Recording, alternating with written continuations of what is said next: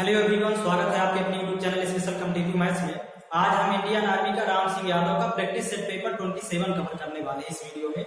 और मैं आप लोगों को बता दूं, सवालों का जो शॉर्टकट तरीका होगा वो आप लोगों को इस वीडियो में मिलेगा। आप सीरियल से एक एक क्वेश्चन देखते जाइएगा। गणित के सभी क्वेश्चन आप देखिए, 36 नंबर से स्टार्टिंग होती है। तो 36 नंबर क्वेश्चन देखिए क्या कहता है इसका। 36 नंबर क्वेश्चन देखिए, शंकु के संपूर्ण पृष्ठीय क्षेत्रफल का सूत्र। शंकु का संपूर्ण पृष्ठ पूछा है तो इसका डायरेक्ट लिख देंगे शंकु का संपूर्ण पृष्ठ। शंकु का संपूर्ण पृष्ठ होता है पाई आर प्लस यल। आपको तीनों फार्मूले आना चाहिए। वक्र पृष्ठ पहले लिख देंगे, शंकु का वक्र पृष्ठ यदि पूछता है, वक्र पृष्ठ होता है पाई आर यल, ये आप याद कर लीजिए। दूसरा आ जाएगा संपूर्ण पृष्ठ यदि पूछता है, शंकु का संपूर्ण पृष्ठ यदि पूछे तो पाई आर ब्रैकेट में R plus L bracket close. और यदि आयतन पूछता है शंकु का तो आयतन लिख देंगे इसका 1/3 पाई आर स्क्वायर एच। ये तीन फार्मूले शंकु के हो गए, वक्र पृष्ठ, संपूर्ण पृष्ठ और आयतन। अगला देखिए 37 नंबर क्वेश्चन क्या कहता है। ए और बी मिलकर एक काम 10 दिन में कर सकते हैं और ए अकेला उस काम को 15 दिन में करता है, तो बी अकेला उस काम को कितने दिन में करेगा। आप टेबल बनाइए एक, देखते हैं किस तरह। टेबल सीख लीजिए तो सभी सवाल बनने लगेंगे। टाइम एंड वर्क का क्वेश्चन है। तो यहाँ पर time into speed total work, आपको केवल टेबल सीख लेना है बस। और टेबल में देखिएगा यहाँ पर लिख लेना है ए और यहाँ लिख लेना है बी। ये अकेले अकेले हो गया और दोनों यदि मिल करके करते हैं तो ए प्लस बी। ये टेबल यहाँ से क्लोज कर देंगे। ठीक, अब वैल्यू रख देना है। दोनों मिलकर यदि करेंगे तो देखते हैं ए और बी मिलकर एक काम को 10 दिन में करते हैं, तो टाइम के सामने लिख देंगे 10। सिंपल है क्वेश्चन। ए अकेला उस काम को 15 दिन में करता, तो ए का टाइम लिख देंगे 15।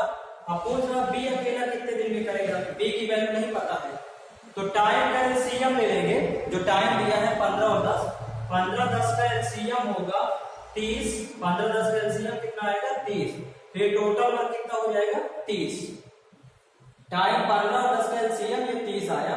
अब ए की स्पीड कितनी होगी, टाइम तो 15 है तो कितने का गुना करेंगे 30 आएगा। Time into speed total work होता है तो 2 का, तो ए की स्पीड हो गई 2।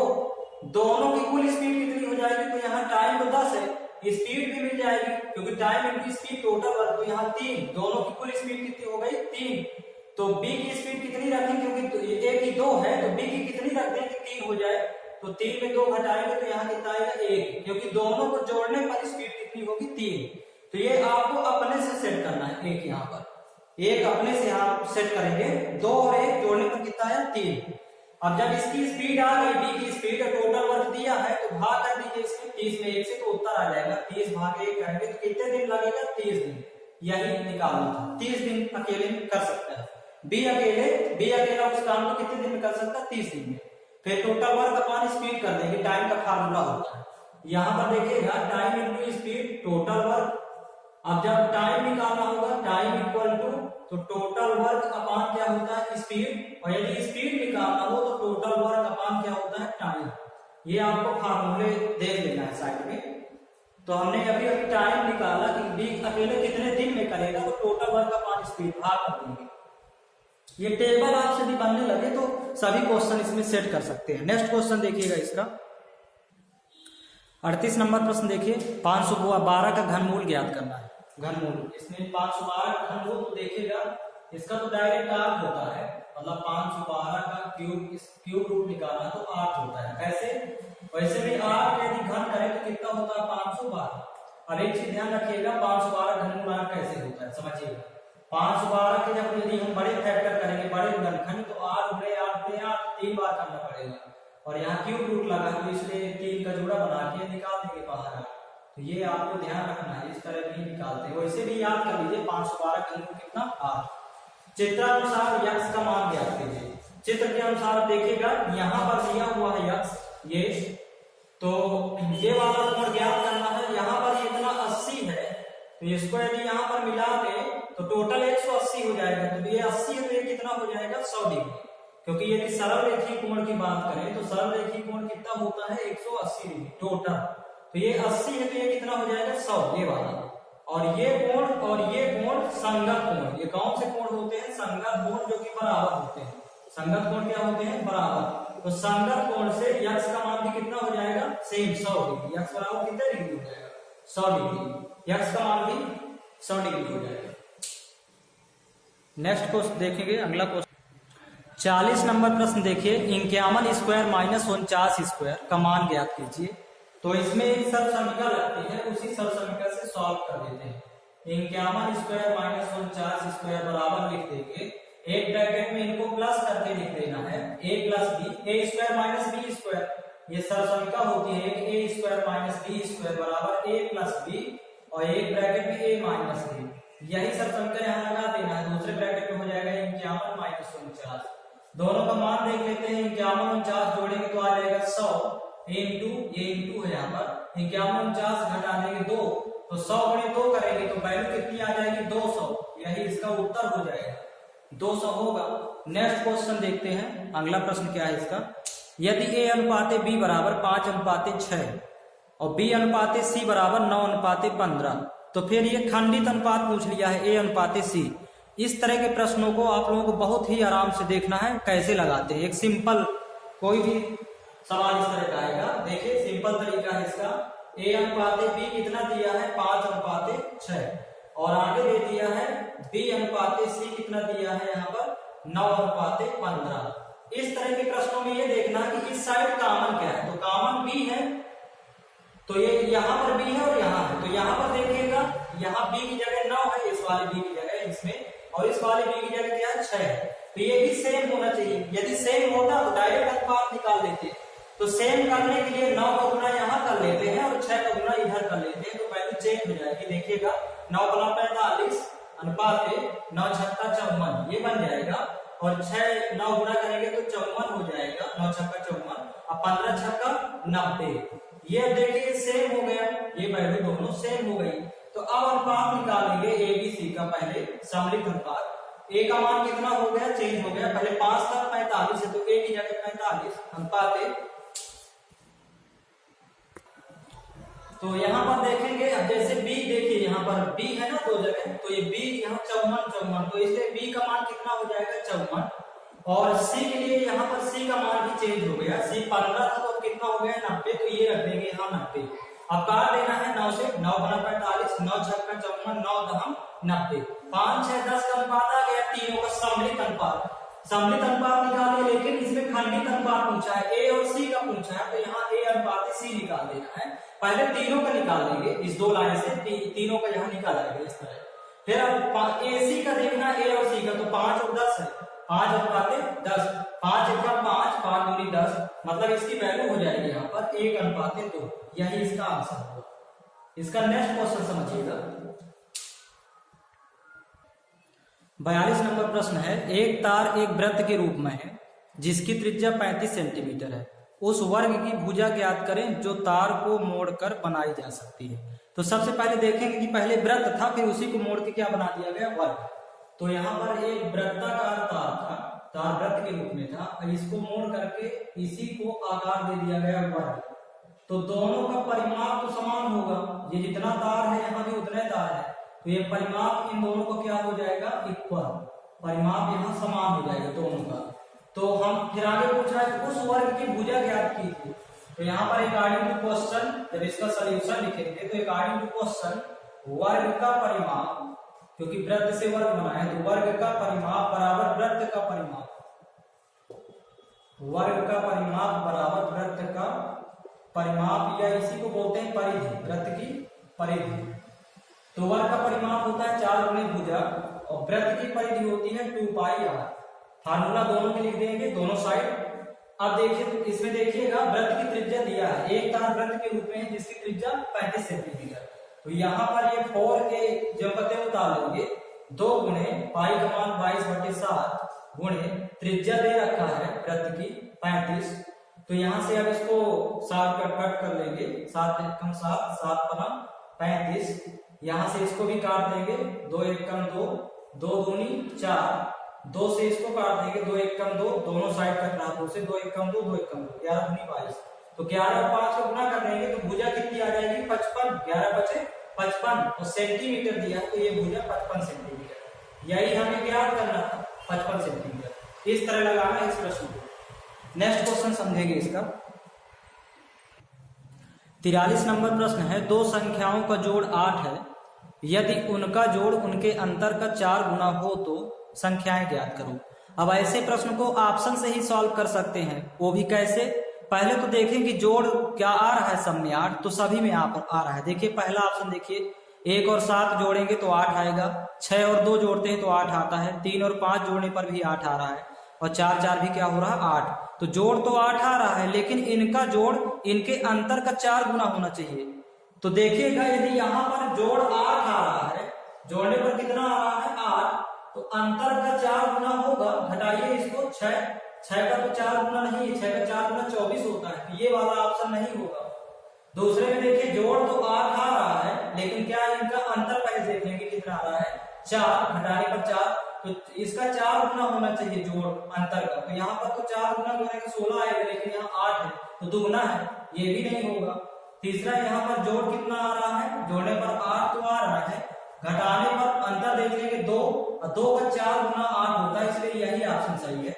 चौथा भी गलत है, चौथा इसलिए गलत है क्योंकि जोड़ तो 8 आएगा लेकिन अंतर 0 आ जाता है, अंतर क्या आता है 0, तो ये भी ऑप्शन गलत है। हमारा सही उत्तर क्या होगा सी। नेक्स्ट क्वेश्चन देखेंगे, एक लंबवृत्तीय बेलन का आयतन ज्ञात करो जिसकी ऊंचाई 15 मीटर और त्रिज्या 7 मीटर। तो देखिएगा यहाँ पर ऊंचाई दे रखा है 15 मीटर और त्रिज्या r भी दे रखा है 7 मीटर। अब कुछ नहीं करना, बेलन का आयतन का सूत्र पता हो, बेलन का आयतन। अब बेलन का आयतन होता है पाई r स्क्वायर h।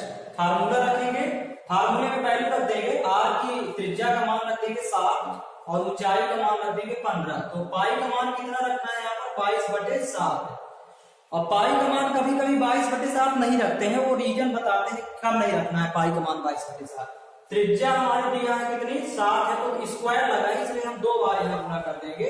ऊंचाई कितना दिया है 15, ये आगे पहले 15। अब यहाँ पर ये 7 से यदि ये त्रिज्या ऊंचाई में कोई कैंसिल हो रहा है तब 22/7 रखा जाता है, 7 7 कैंसिल। अब यहाँ पर 22/7 करेंगे तो 22 7 154, अब गुणे कर देना है 15, तो वैल्यू आ जाएगी यहीं पर, आयतन निकल आएगा 15 चौको 60 की 0 हासिल 6, 15 75 6 81 हासिल 8, 15 एकम 15 15 8 23, तो 23 तो 10। अब यहाँ पर इकाई देख रहे हैं मीटर है, तो मीटर क्यूब होगा, क्योंकि आयतन निकालना है तो क्यूब लगाते हैं, आयतन में क्यूब और क्षेत्रफल में स्क्वायर लगा देते हैं, तो इतना आएगा इसका आंसर। नेक्स्ट क्वेश्चन देखिए अगला इसका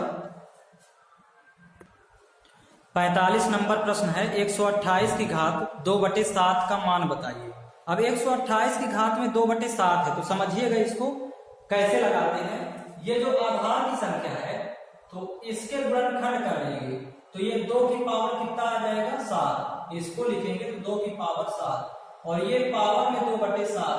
अब ये 2 की पावर 7 कैसे आ गया, यहाँ पर तो वैल्यू इतना है 28 128, तो जब 128 का जब गुणनखंड करेंगे तो 2 7 बार आएगा, जैसे 2 छक्का 12 2 चौको 8, 2 से काटेंगे 2 3 6 2 दूनी 4, 2 से काटेंगे 16 दूनी 32, 2 से काटेंगे 2 8 16, 2 से काटेंगे 2 चौको 8, 2 दूनी 4, 2 एकम 2, 1 2 3 4 5 6 7, तो मतलब 2 की पावर इसको लिख सकते हैं 7, इसके गुणनखंड करके।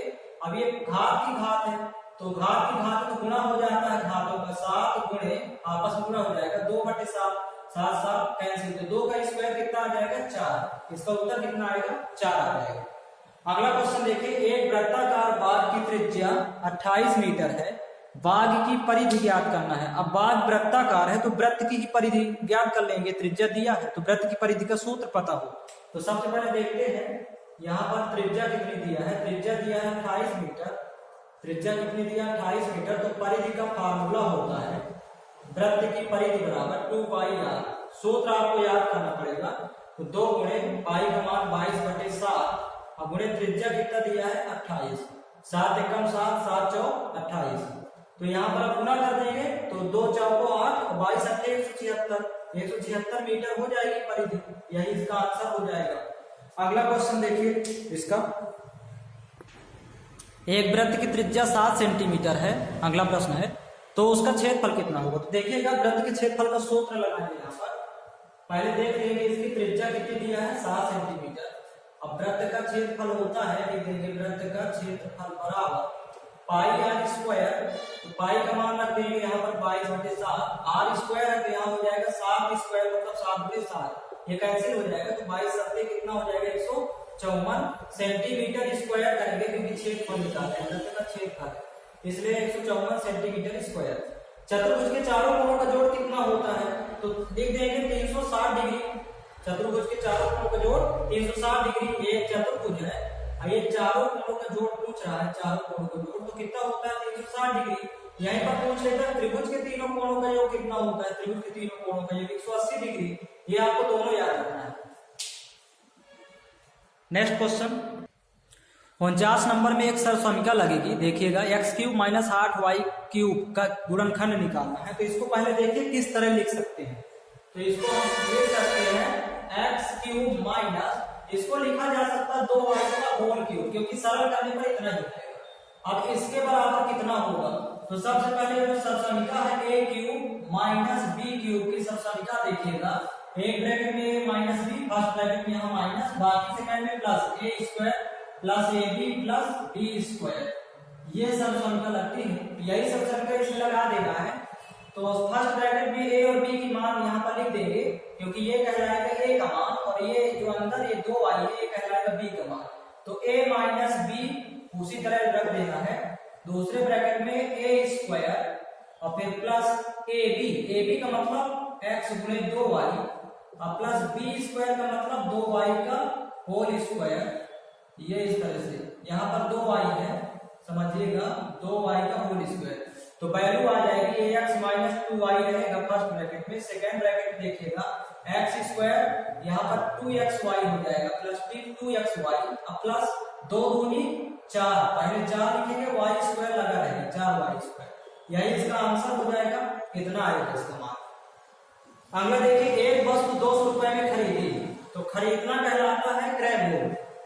अब 200 रुपए में खरीदी तो खरीदना कहलाएगा क्रय मूल्य और बेची तो बेचना कहलाएगा विक्रय मूल्य। दोनों दिया है इसमें, देखिएगा क्रय मूल्य भी दिया है, वस्तु का क्रय मूल्य दिया है 200 रुपए और विक्रय मूल्य दे रखा है, विक्रय मूल्य यहाँ पर 198 रुपए।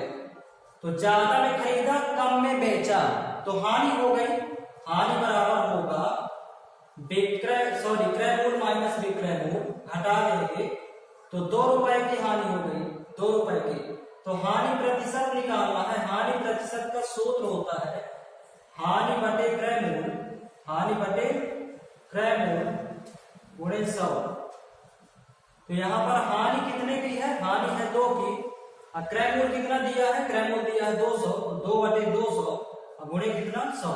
0 0 यहाँ कैंसिल कर देंगे, 2 से 2 कैंसिल हो गया तो वैल्यू आ जाएगी 1। कितनी आ गई 1%, क्योंकि क्या होगी हानि, हानि प्रतिशत 1%। ये लिख देना है 1% की होगी हानि। तो ये प्रैक्टिस सेट पेपर समाप्त हो गया। मैं एक एक प्रैक्टिस सेट पेपर सीरियल से करवाता जाऊंगा और शॉर्टकट तरीका बताऊंगा, आप लोगों को जल्दी समझ में आएगा एग्जाम में। तो इसमें इतना ही कवर करेंगे।